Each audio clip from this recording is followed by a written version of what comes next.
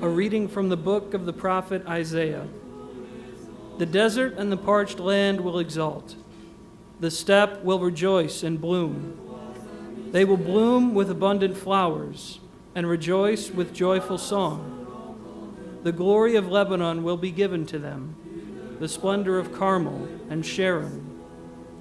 They will see the glory of the Lord, the splendor of our God. Strengthen the hands that are feeble. Make firm the knees that are weak. Say to those whose hearts are frightened, be strong, fear not. Here is your God. He comes with vindication. With divine recompense, he comes to save you.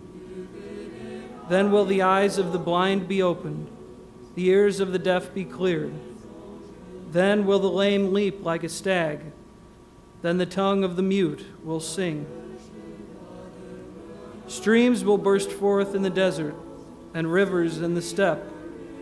The burning sands will become pools, and the thirsty ground springs of water.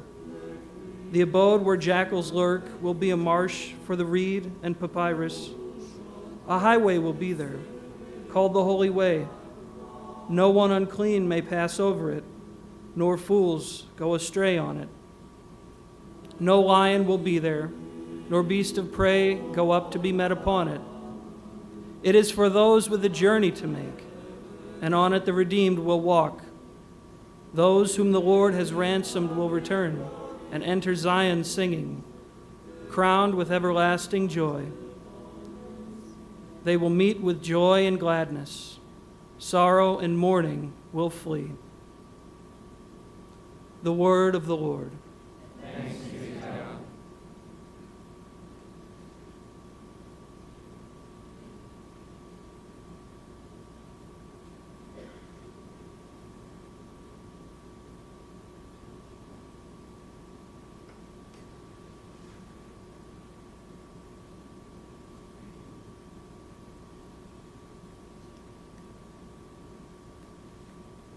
Here is your God.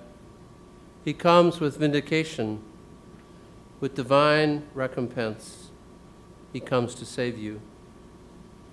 The words that we just heard would most often be the first reading for Monday of the second week of Advent. But of course, tomorrow will be the feast of the Immaculate Conception, and so we have the gift of these words tonight. The one to come, for whom we are all invited to prepare. As a matter of fact, as the scriptures said this morning, to set crooked ways straight, is a God who is very close to us.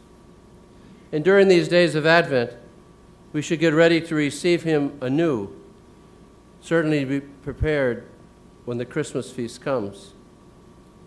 I believe that it is a unique time to thank God for the gift of faith. As I was praying the other day, I thought, baptized 70 years ago, having the Catholic faith for all these years, how rarely I take the time to thank God that he would gift me in this way. And so I propose a question. When was the last time that you took time in prayer to thank God for the gift of faith?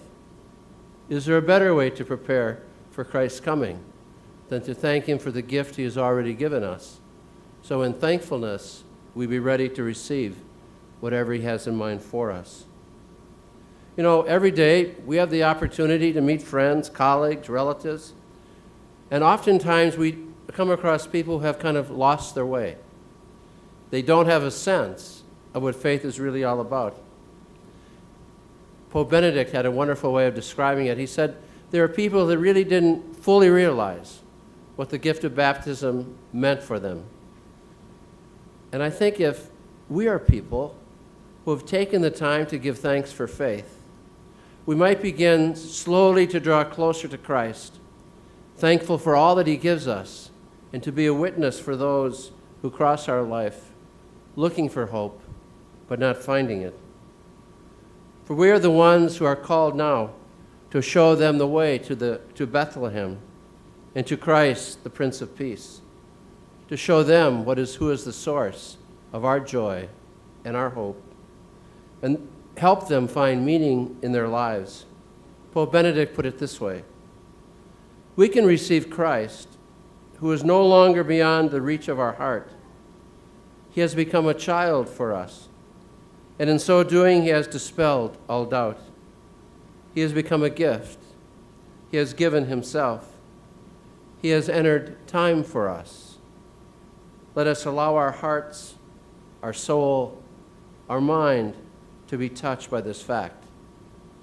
These beautiful words of Pope Benedict took on added meaning for me several years ago when I was invited to do a pre-Christmas television program. And I was interviewing, much like Art Linkletter would have done years ago, a group of young people. And I came to this one 5 or 6-year-old, and I said to her, where do you find Christ? Now remember, this was live, and it was on the air. And she looked at me, and she kind of squinted, and she said, in your heart, silly. That's what Pope Benedict just told us in a much more profound way. And it's the opportunity that all of us have by coming to this service tonight, to be part of this novena, and to ask God to open our hearts so that we find him. That we take the time actually to talk to Jesus Christ. You know, we're really blessed as seminarians, as priests, and as religious, that each day that we can say the Liturgy of the Hours. It's a beautiful prayer. But I find special meaning at the end of the day when I sit in the residence on the edge of my bed and I look at the cross and I tell the Lord all the things that happened today. And tonight, of course, I'll have to include the novena and the beautiful singing of the seminarians. And you know the amazing thing? God is always there to listen. And as I share with him the things which are joys and the things which were perhaps a little painful, he listens. And then I take the time to listen. And oftentimes, I'll discover that the good things that happened during the day were actually his gift for me. And so tonight, before you go to bed, I'd like you to sit on the edge of the bed and look at the crucifix, or wherever in your house you have a crucifix. And I'd like you to share with the Lord all of the things that have happened, the things that were good, and maybe the things that were painful. And then listen to the Lord and to discover how he has blessed you in this day. Have you ever met someone who you knew had something special and you wished you had it? Maybe a relative, a friend, somebody that you would consider actually holy, but of course you would never tell them. And didn't you desire that? Well, you know how they found it? By that close and ever-closing relationship with Jesus Christ. That's why we're called here tonight to this novena, to come closer to the Lord, so that as a friend of Christ, we can show others the way. We can allow them to see Christ in us. And I have a little suggestion. You know, one of the things that we often do during the season of Advent is we take advantage of the sacrament of penance. And I have to tell you, one of the great things that I enjoy is going to confession. And I'm blessed because I can go to confession very, very often. But this year, when you're going to receive the sacrament, invite somebody to go with you. They might be surprised.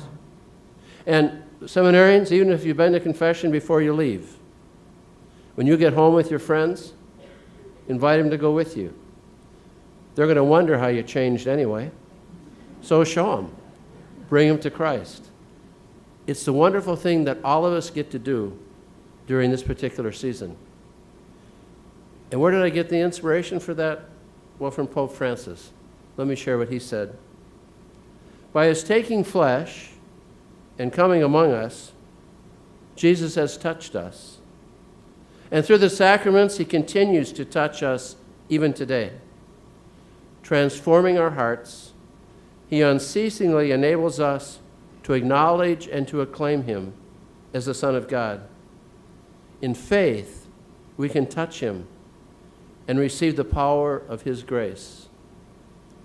As you sit tonight and reflect on the gifts that you've been given, as you invite someone to go with you to receive a sacrament, as you celebrate the Christmas feast, the Lord will be there for you, in your heart, and in your life.